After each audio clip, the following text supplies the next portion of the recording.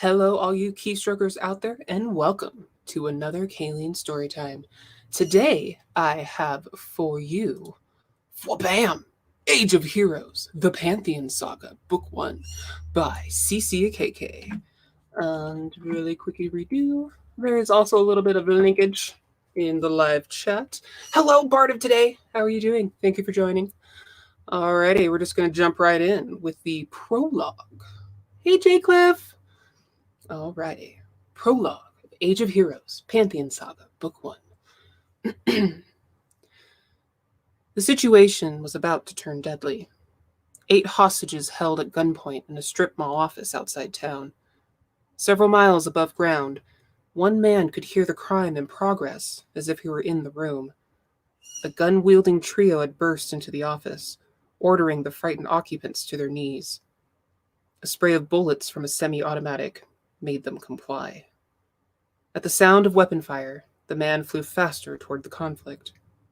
One hostage, a tubby fellow, wouldn't shut up or obey.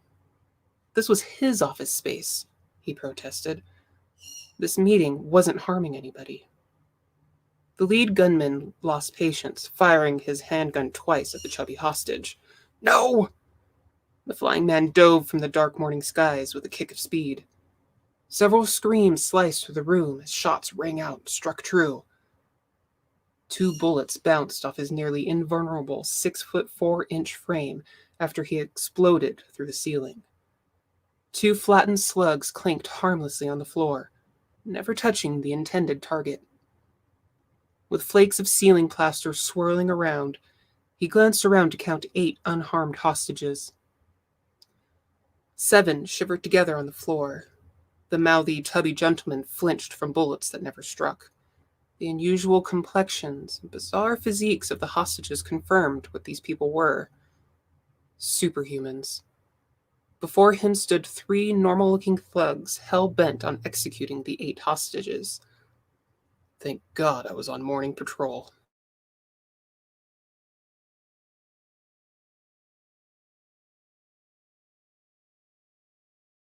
What the fuck looks. He could tell they knew him. Silvery Caesar haircut, swarthy complexion, yellow-colored letter T stretched over the strapping torso and arms of his dark green costume. Who didn't recognize Titan, world-famous superhero? He stood in his patented hands-on-hips pose. I'll ask once. Titan's iron voice dominated the room. Drop the guns and walk away. Usually, that was enough to scare off non-powered crooks like these. The 3 looked scared, but not scared enough to do the smart thing. Bigotry and deadly artillery made them cocky. You're not the boss of us, you silver-haired freak, the gunman on the left snarled, lanky and shaggy-haired. He seemed to be in charge. You abominations overrun our cities, threaten our families, and more keep appearing. His 2 companions nodded in agreement. It's time humans fought back. Titan sighed, knowing how this could end. By killing innocent citizens attending a peaceful meetup? The tubby hostage asked, not helping. He stood behind Titan. Shut up! The man on the left barked, pointing a Glock over Titan's shoulder. The superhero gave the pudgy gentleman a sharp look, causing him to finally hush and crouch near the other hostages. Dangerous freaks organizing to attack us, said the stocky Korean gunman on the right. He hefted a modified semi-automatic rifle in both hands. We're gonna die, a young female hostage sobbed. Titan glanced over his shoulder. Not on my watch. As long as the gunman didn't fire, or Titan moved fast enough. He turned to the lead gunman, who decided to end negotiations. Waste them! Titan too! The trio aimed their guns at Titan, and the shrieking hostages behind him with lethal intent. Titan wasn't in danger, thanks to his nigh invulnerable skin. The hostages in this confined space, however... Get down! The superhero barked at them. Titan crossed the room so fast the gunmen and hostages seemed to freeze in place. A familiar effect when he ran at super speed. Titan reached the middle gunman first, ramming a shoulder into his gut. He pulled his tackle just enough to not shatter every bone in the idiot's body. He rushed right for the gunman about to squeeze the trigger of his semi-automatic. Titan batted the weapon aside with a backhand and hoisted the man off his feet by the throat. Titan chucked him like a lawn dart, ensuring the gunman wouldn't explode against the far wall. Tempting as that was. Then came the gunman on the left, frozen in place, Glock aimed at Titan. The superhero stopped and caught the gunman's wrist, snapping it with a gentle squeeze. The man screamed, his Glock dropping from nerveless fingers. Two loud crashes on opposite side walls happened immediately, all in under 3 seconds. A sidelong glance told Titan the other gunmen were out cold and slumped to the floor. He focused on the lone gunman, tightening his grip. The criminal wailed, holding his crushed forearm. "Sorry, I'm sorry," the man blubbered. Tears streamed down his face, and something else down his legs, judging by the pungent smell. Titan wrinkled his nose. "I know." He came sailing in with a right. The unharmed gunman shrieked and recoiled. The hostages gasped. When the gunman opened his eyes, Titan smiled, his fist an inch from the man's jaw. "Made you look." He twisted his fist with a thumbs up to the man's chin. The finger flick from someone with Titan strength knocked the robber head over heels twice. He landed face first with a grunt and didn't move. Crisis averted. Titan scanned the room, his inspection revealing all hostages were safe.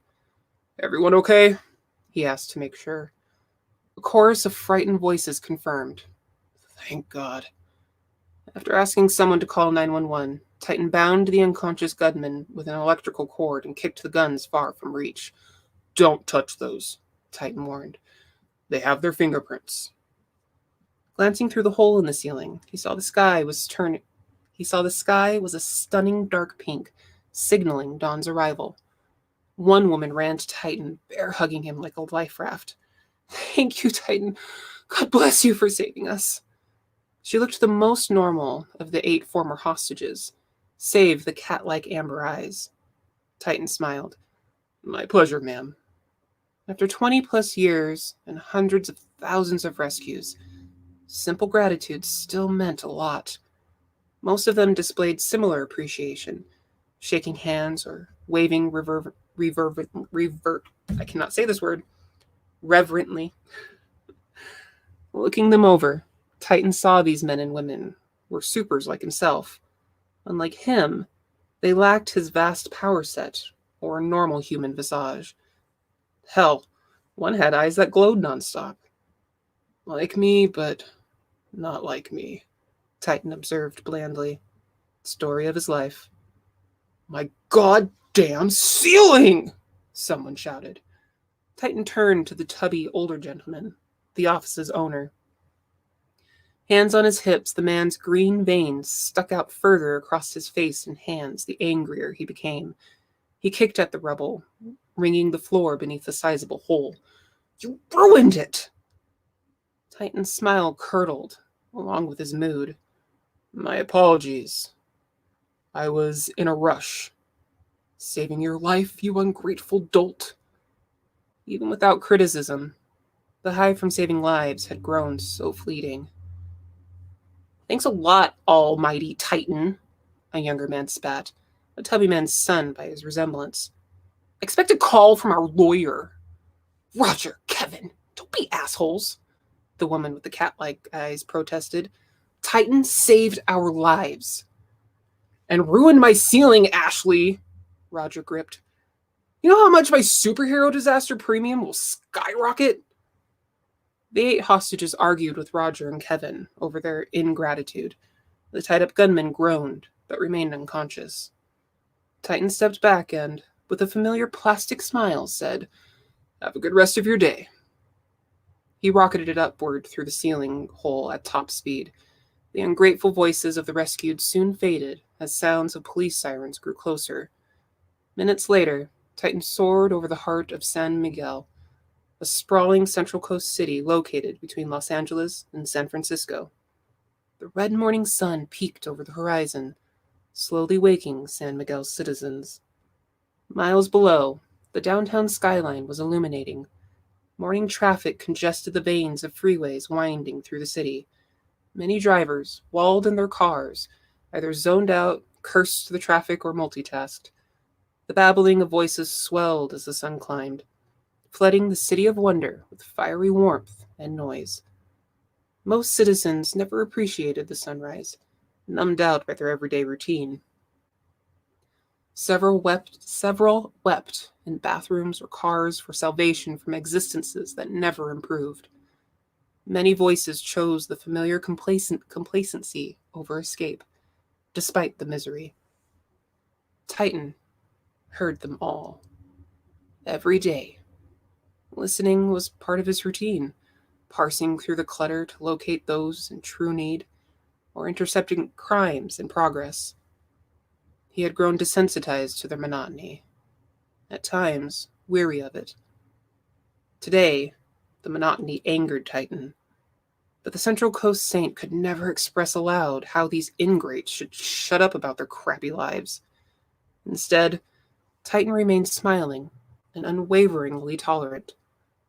A crunching collision on the 227 west caught his ear. He slowed his flight, scanning and listening. Magnified vision showed traffic slowing further around a BMW rear-ended by a Prius. The accident looked minor, 2 cars functional enough to pull over. Both drivers appeared uninjured after exiting their cars. Titan flew onward.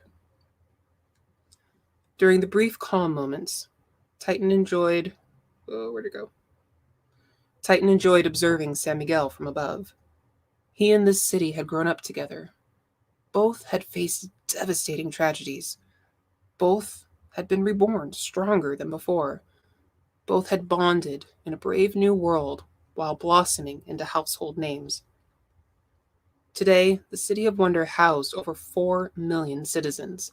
It boasted a flourishing entertainment industry, a resurgent wine region, sports teams, and so much more. That didn't cover San Miguel's main attraction, Homo sapiens superior, aka superhumans. Since a mysterious global whiteout in the early 1970s, superpowered and magic-based individuals had appeared all over Earth. Current stats had the total worldwide count of superhumans at 7%, or roughly 50 million and counting. Since its beginnings, San Miguel attracted large numbers of supers, particularly those in spandex and tights. Titan's powers didn't originate from the whiteout, making him an outlier amongst even superhumans, like the supers in that strip mall.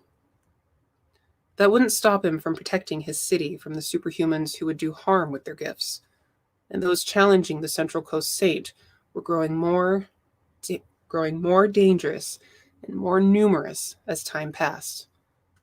Titan hovered over Barrera Goldman Tower, one of downtown San Miguel's tallest buildings. With a heavy sigh, he scanned from the western coastline to the East Mountains.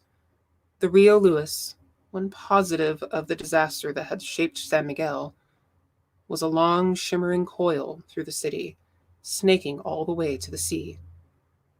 Titan was tired. Not physically, never physically. Chronic fatigue, weighing on his chest, had been building over the last year. All over a question. Am I making a difference anymore? No matter how many times he asked, no matter how many lives saved or criminals stopped, Titan couldn't find an answer. So wrapped in his thoughts, he almost missed the very faint shuffle behind him, along with familiar shallow breaths. The new arrival hid between the upper power generators and vents atop Barrera Goldman. He could sneak up on anyone, except Titan. The superhero smiled and floated a few feet lower. "Morning," he greeted without turning. "Hey." The brusque reply came from the shadows, more grunt than greeting, reverberating at Titan, almost like 2 people spoke out of sync. The vigilante called Geist remained concealed from early dawn like a nocturnal predator. "Day starting." "Already has," Titan replied. Flew across the pond last night to help the champions with the were-dragon, then defused an early morning hostage situation. Just heard. Geist growled. Nice. Not if you were the office owner. And your knight? Titan asked, bracing himself. Serial killer got out of good behavior last week. Geist's tone turned more Clint Eastwood-like. I probably can't do that, so I'm just going to do something else. Committed his second strike. Unlike many costumed heroes, Geist possessed no powers. But for the kind of street-level criminals he faced every night, the man needed only his fists, guns, and unyielding resolve. Titan frowned, hearing another collision on the 101 South. Again, a minor fender bender. No injuries. The couple in Liberty Heights? He asked. Correct, Geist replied. Titan's breath caught in his throat. It always did when hearing another scumbag had reached strike two. And? He asked, already knowing the answer. Silence hung between them. Justice was served, Geist growled, succinct and severe, meaning the killer's dead. Titan was thankful to be spared the gory details. Good. The public considered Geist an urban legend. Some of Titan's peers considered him a brilliant tactician. Most wrote Geist off as a homicidal psychopath. The Office of Superhuman Affairs, OSA, didn't consider him their problem, given his lack of powers. Law enforcement labeled him a murderer, while secretly accepting his aid. Such a dark, violent vision of justice opposed everything Titan stood for, hence why he publicly condemned the urban legend of Geist. Away from prying eyes, the Central Coast Saint fully supported the midnight sun of San Miguel. But what did that say about Titan for agreeing more and more with his closest friend's brutal methods? That led back to the question plaguing him. Are we making a difference anymore?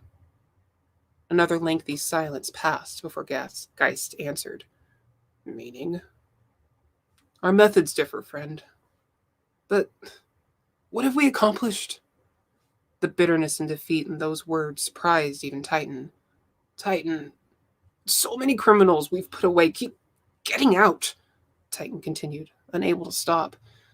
Despite how many lives saved, criminals caught, no matter how fast I fly and fight, the world keeps slipping into a darker and more divided place. And we're barely holding the line. His fists clenched so tight, his palms actually ached. Titan was startled by this explosive desire to hit something as hard as possible. And Lord Borealis? Geist threw back from his hiding place. Your archenemy for years. Worst of the worst. If it was up to me, he'd have received my brand of justice long ago. His snarling delivery reminded Titan of the vigilante's lingering vitriol towards Borealis. You believed in his redemption, vouched for him in court. Thanks to you, he's 5 years reformed. Titan couldn't deny that truth. His war with Borealis had spanned decades, planets, and timelines, with Titan always emerging triumphant. Now Borealis was a retired civilian and close friend.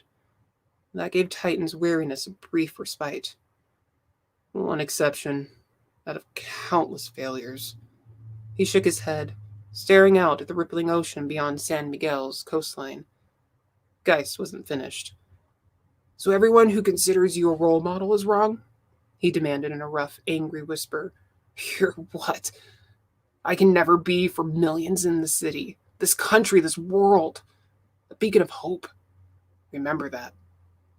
Geist usually didn't speak that much, more prone to curt retorts and grunted one-liners. Titan turned his neck, glancing in the vigilante's direction.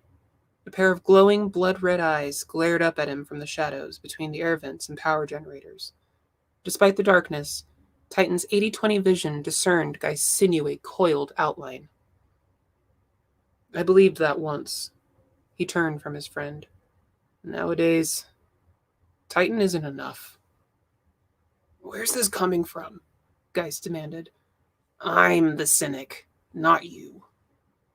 But Titan knew he was no longer an effective beacon. This new generation of heroes cared more about fame, endorsements, and social media followers.